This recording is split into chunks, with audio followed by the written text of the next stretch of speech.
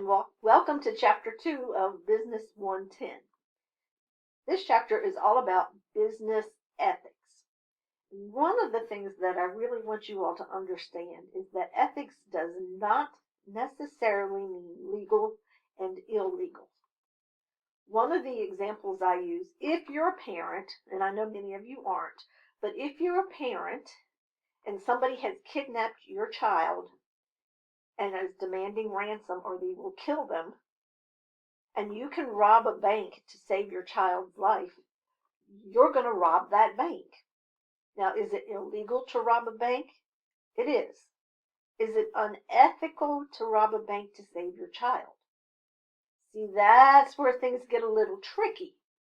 So I just want you all to understand there are lots of things that are illegal but ethical, or legal and not ethical. So it has really nothing to do with legal or illegal. So in your book, I have the actual copy of the book. So it's page 62, but it's also section 2.1.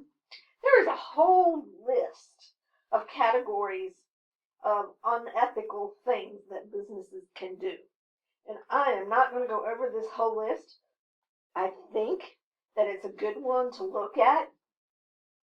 But what we are going to talk about is the ethical philosophies.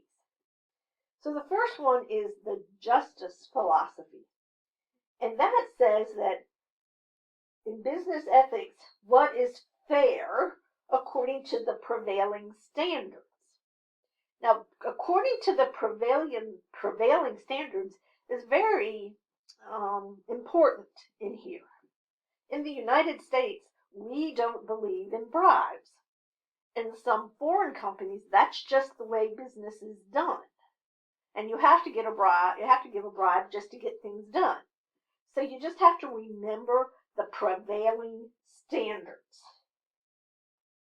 So the next thing is the utilitarianism. That is always a hard word for me. So what utilitarianism means is that the choices between it focuses on the consequences of an action. People should act as to generate the greatest good for the greatest number of people. So if you have to kill someone to save 30, that's okay in this philosophy. It's the greatest good for the greatest number of people. Now, I just want you all to remember, these are all just theories, okay? So, then we have deontology, which means that the person will follow their obligation to another individual or society because upholding one's duty is considered ethically correct. So basically what this means, it's your duty to do something that you said you would do for your company, okay? So because you said that you were going to do that, it would be unethical if you didn't do that, okay? And then we have individual rights. And this one, the U.S. Constitution is really where this comes from. And then basically legal rights are to be applied without regard to race, color, creed, gender, or ability. So individual rights is another way to look at ethical philosophies. So you can read more about the ethical philosophies. I just touched on them very briefly. We're going to talk about organizational ethics. This is one of the things that I've done a lot of studying on. What makes an organization ethical? And it may not come as a surprise that most ethical organizations have a leader who leads by example. So workers see that the leaders are ethical and they want to be ethical also. Ethical organizations also offer ethics training programs. And I'll be honest with you, when you really get into business, there is a lot of gray out there. Not everything is black and white. And that's when your ethics comes in. Because, what do you do sometimes? There's also a formal code of ethics in ethical organizations. In other words, it's on the law. It's framed. It's where everybody can see it. This is our code of ethics. There are several different companies that you can go online and see their code of ethics. Johnson & Johnson has one of the best code of ethics if you want to look it up. But ethical organizations lead by example. They offer training and they have a formal code. And they also teach their employees to make the right decision. And one of the ways that I always think about ethics is, would I be comfortable if this decision was broadcast on television or on the front page of the newspaper? And if I were not comfortable with that decision being on the front page of the newspaper, then chances are it's not an ethical decision. And I need to rethink it. So a lot of ethical organizations have kind of these four, what I would call standards, that make them ethical organizations.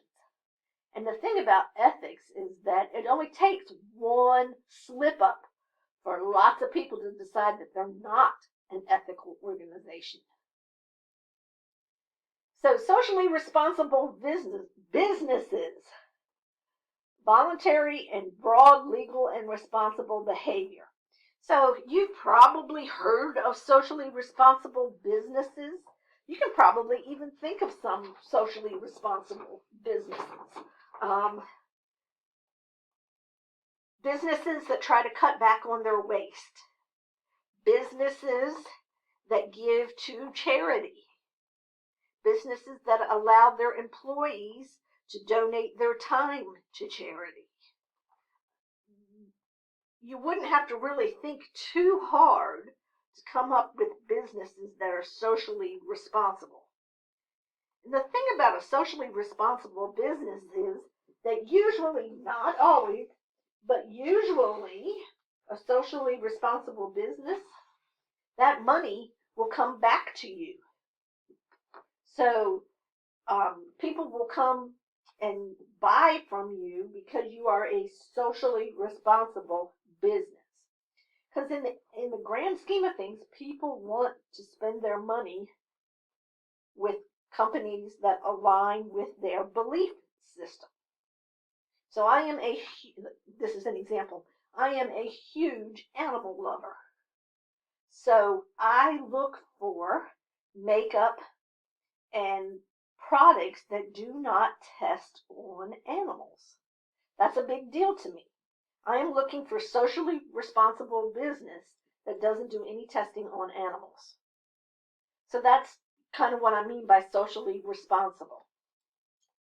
So one of the big things when you start talking about ethics is the difference between a stakeholder and a shareholder. And they sound very similar, but they're not. A shareholder actually owns stock. Stocks are also called shares. So they're an owner of the company. A stakeholder may not own any stock, but they have an interest in what happens to that company. So let me give you an extreme example.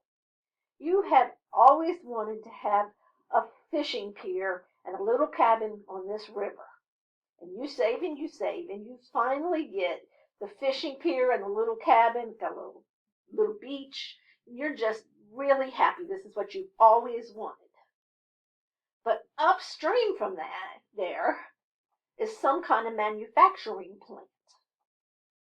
And this manufacturing plant is dumping its waste into the river. So does that affect you? Of course it does. You are a stakeholder because that waste flowing downstream is affecting you and your property and your dream. So you are a stakeholder with that company without ever owning anything related to the company. So there's several different types of stakeholders: employers and employees. Basically, the people that work there and the people that are in the community that are employers. So think about some of the big companies here in Statesville and Mooresville. What happens if Lowe's were to shut its doors down in Mooresville? You're going to be a stakeholder because look at all the people who would lose their jobs, and look at all the businesses that would be affected. All the people that would go out to lunch, so the restaurants would be affected. So they're a stakeholder. Customers are stakeholders. Let's go back to Lowe's closing their doors down in Mooresville. Even if the actual retail store was still remaining open, but just the headquarters closes, there may be a bit of resentment, and people may not want to go shop at Lowe's because they closed their headquarters. So it's going to affect customers also. It's also going to affect society. Think about Lowe's closing again. You think the general overall vibe in Mooresville is going to be good towards Lowe's? No, it's not. Environment. Think about my initial example of a manufacturing plant that dumps pollution into the river, and you've always wanted a fishing pier, and now you've got pollution. The environment is a stakeholder. And finally, investors are a stakeholder. They're stockholders also, but they can be stakeholders. Now, sometimes stockholders and stakeholders are in very different modes, if you will. Stakeholders want one thing, and stockholders or shareholders want something else. Shareholders want to make money. That's why they invested in the company. So let's go back to you're polluting the river, and you are a shareholder or stockholder, it's the same thing. Do you want to spend the money to do all the upgrades so that you're not dumping pollution into the river? Maybe, maybe not. Just depends on how much money we're talking about. How much am I going to lose of my dividends because you got to put all this stuff and clean up all this mess? Whereas the environment is saying, you've got to clean this up. You can't let this happen. So they're almost in competition with each other. So those employers, employees, customers, society, environment, and investors are all stakeholders. And it's really important that you kind of get the idea of what a stakeholder is versus what a shareholder is. So I hope that helped.